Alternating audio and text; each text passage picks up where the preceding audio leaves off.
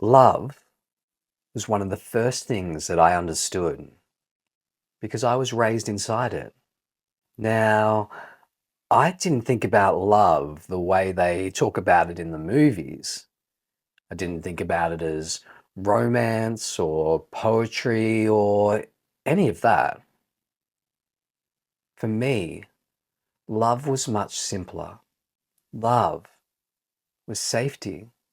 Love was knowing that no matter what happened in the world, I had two people in it who always had my back. My dad showed love through protection. He was from the greatest generation, a man that believed that if you love someone, you protected them. He created structure, rules, stability, not because he wanted control, but because that's how he believed you keep people safe. My mum, she showed love differently. She was a baby boomer, 27 years younger than my dad. And where he created safety through structure, she created safety through devotion. She was always there, completely present. If I joined an activity, she was there. If I needed help, she was there. If something mattered to me, it mattered to her. Looking back now, I realized something. I didn't just learn about love. I grew up inside it. And when you grow up inside love like that, it becomes one of the lenses you see the whole world through. One of the early stories about myself is about something I don't even remember. In early 1985, when I was 18 months old, a massive fire broke out near my hometown of Talbot. My dad, he stayed at home to fight the fire and protect the house. That's just who he was.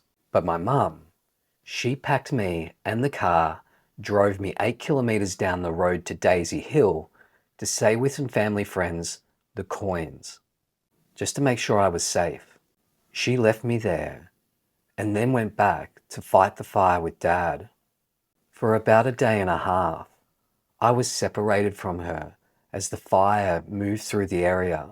Eventually, the danger passed and I was brought back home. But something had changed. According to the psychological reports from that time, I couldn't let Mum out of my sight. If she went into another room, I followed. If she moved, I clung to her. Even going to the bathroom for quite some time was difficult for Mum because I needed to know she was there, because that's what safety meant to me. She was my safety. And even though that moment happened long before can consciously even remember it, I think it tells you a lot about how my system was built. Love, for me, it's always been connected to safety. My dad, he showed me love in a much quieter way. He wasn't a big talker, but he was solid. He was steady. He was the kind of man that believed that if you love someone, you protect them. Some of my favorite memories are sitting next to Dad in that beaten up old ute, driving out to jobs, whether it was being a ranger or working for elders. And I'd sit beside him and I'd eat dry biscuits or pieces of salami or whatever he'd hand over. Sitting there beside him, I felt completely safe. Not because of anything he said, but just who he was. But there was one moment where I got to see a different side of him. When I was 12 years old, I performed at the Maryborough Country Music Grand Final. It was held at the Maryborough Town Hall. That afternoon, I performed the song Bob the Kelpie. I was animated, I was strutting around the stage, I was whistling along, I was really giving it everything. And at the end of the night, they announced the Buddy Williams Award for best performer. And to my surprise, they called out my name, not just out of the junior section, but out of everyone, kids and adults. I accepted the award, and as I walked down the stairs towards where Dad was sitting, as I got closer, that's when I saw something I'd never seen before. Tears in his eyes. He stood up and he gave me the biggest hug. He was just so proud of me. That moment stayed with me because underneath that silent strength was so much love. Watching my parents taught me something important about love. My dad had a rule about women. You respect them. It wasn't a suggestion. It was part of being a man. And he didn't just talk about it. He modeled it. And watching Mum, I started to understand why. She carried a lot. My dad created safety through protection and structure. But my mum, she held the entire emotional world together. She organized things and supported everything I was involved with. If I joined an activity, she didn't just drop me off. She was there, helping, volunteering, supporting, sometimes even running the bloody thing. When I joined Cubs, she ended up becoming a leader. When I started playing sport, she helped run the activities. And when I started a band as a teenager, she managed it. She just stepped in to whatever role was needed. And as a kid, I noticed something. Men often got the credit for providing, while women took on a lot of the responsibility for keeping families together. They created safety, they nurtured, not just inside their family, but quite often far beyond. And the more I watched that growing up, the more respect I had for women, not because Dad told me to, but because I could see it. Over time, I realized something else about love. When you're a kid, love just feels natural. You don't overanalyze it, you just live inside it. But as I got older, I started to notice something else. People often talk about love like it's just a feeling, something that appears and disappears, something you're lucky to experience. But that never made sense to me because I'd seen love up close. I saw it in my dad's protection and I saw it in my mother's devotion. And neither of those things depended on how they felt in the moment. They were choices. Choices made again and again. And that's when I started to understand something important. Love isn't just something you feel. It's something you choose. You choose to show up. You choose to care. You choose to support people. Even when it's not convenient. Even when it's hard. And once I saw love that way, I started to realize something else. Love isn't just an emotion. It's a way of being. For a long time, love was something I understood, but it wasn't guiding me. When I was younger, I was driven by something else, curiosity and exploration. I was trying to understand the world in an attempt to understand myself, and that's what led to The Explorer. But in 2019, something happened that changed the direction of my life. I woke up in a hospital bed after surgery. For the first time in my entire life, I felt completely vulnerable. I was lying there, surrounded by people in their 60s, 70s, 80s, all with bowel issues. And I remember thinking, how did I get here? I was in my mid-30s, and that's when I realized something. For most of my life, I'd been living like a lone wolf, exploring the world, exploring relationships, exploring experiences. But lying there in that hospital bed,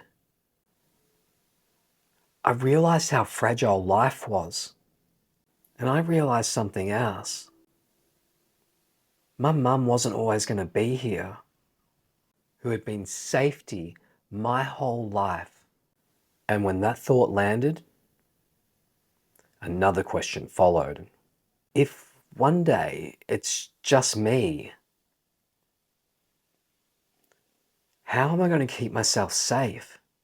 And that's when I realized the answer. It was simple. Love. Because exploration had taken me so far, but it couldn't lead me all the way. And that's when I made a conscious decision. From that moment on, I would let love lead. I stopped treating love as just a feeling, and I started using it as a lens, a way to decide what belonged in it and what didn't. And once I started filtering everything through love, something became very clear. Some things in my life aligned with it, and some things didn't. And those things that didn't, they had to change. But the truth is, love didn't first appear in that hospital room. It showed up much earlier, back in 2012. That was the year I started pulling myself out of depression.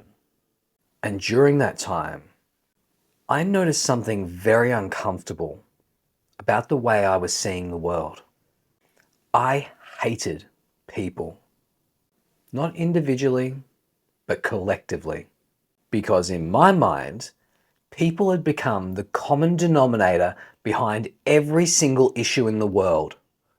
War, corruption, greed, cruelty, famine. Everywhere I looked, I kept seeing the same pattern. People were the problem. And once that belief settled in my mind, it started to poison everything. Because when you believe people are the problem, the world feels like a pretty dark place. And that kind of thinking, it drags you down fast. So I did something I'd been teaching myself to do during that time. I challenged the belief. If I believed people were the problem, what would happen if I flipped it? What if, instead of focusing on the worst people in the world, I started looking at the best, the people doing extraordinary things, the people helping others, building things, and just trying to make the world a better place? So that's what I did. I started looking for evidence. And once I started paying attention, I found something surprising. The world wasn't full of terrible people. It was full of amazing ones. People who were kind, people who were brave, people just quietly, beautifully working away at it every day. And the more I noticed them, the more something started to shift inside me, because it's really hard to hate the world when you start seeing all the amazing people trying to improve it. Looking back now, that was the first time the lover appeared. Not as a philosophy, not as a value, but as a choice. The choice to see people differently. And once I understood that, love started showing up in every part of my life. Not just as an idea, but as a way of being. Because love isn't just something you feel, it's something you choose. You choose to see the good in people, you choose to show compassion, you choose to support the people around you. And the more I practice that, the more natural it becomes. These days, the lover shows up in different ways. It shows up when I'm supporting women I work with, when I'm listening and helping them feel seen. It shows up in the work I do with all of my clients. Because one of the things I learnt a long time ago is I don't work with anyone I don't genuinely care about. I can't switch that part of me off. The lover doesn't operate like that. If I'm going to spend time with someone, I'm going to be present. I'm going to care. And I'm going to try and give the best of myself to them. Because love is presence. Love is acceptance. Love is compassion. And maybe the most important thing I've learned about love, it isn't something that happens to you. It's something you practice. It's a way of looking at the world. It's a way of choosing how you show up in it. And when you start seeing the world through that lens, something remarkable happens. The world, it starts to look a lot different, because once you learn to love people, it's very hard to stop. And maybe that's why love has always felt like safety to me.